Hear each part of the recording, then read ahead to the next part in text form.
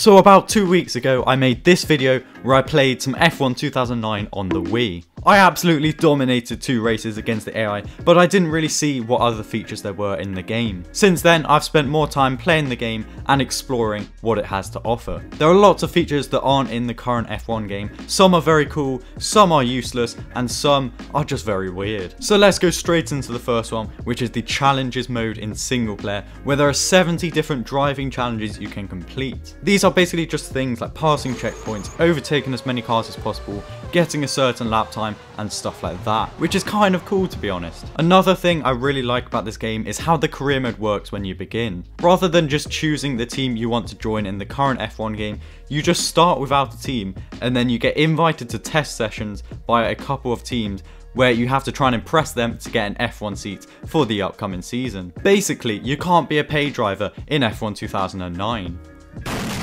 F1 2009 also features some of the most crazy AI I've ever seen. I mean, look at some of these moves. This is some absolutely horrendous racing, but I love it. And speaking of crazy drivers, there is actually not a single dirty driver in F1 2009. Like literally, absolutely zero. Unfortunately though, that is in fact because there is no online multiplayer. What is in the game though is something called Formula 1 Vault, which contains circuit guides, driver biographies, and team profiles.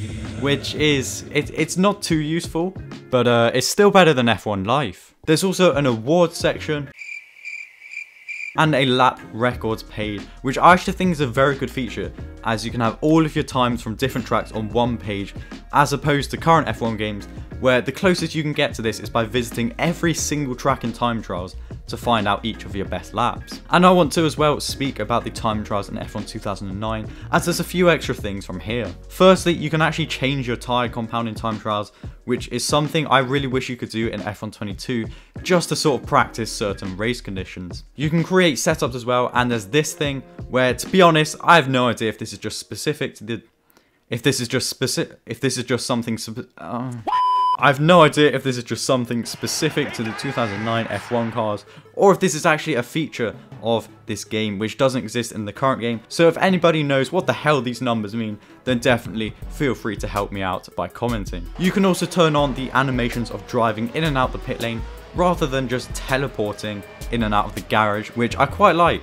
And there are even medals you can get for getting good lap times. A few other things I noticed in the game were that you could do a full championship in split screen mode, and that there's slightly different options for race distances, where you can also do 10% or 75% races. And I guess the final differences between F1 2009 and F1 22 are things that are specific to F1 in 2009, such as the different cars with the V8 engines and the curse button, and the different tracks as well that were on the 2009 calendar, such as Malaysia, Istanbul, Valencia, and the Nürburgring. There's a few other small track differences as well, such as the good old Singapore sling. But I believe that is pretty much all of the main extra features that F1 2009 has to offer. Let me know in the comments which of these you'd want to see in the current F1 games. But otherwise, thank you so much for watching, and I'll see you next time.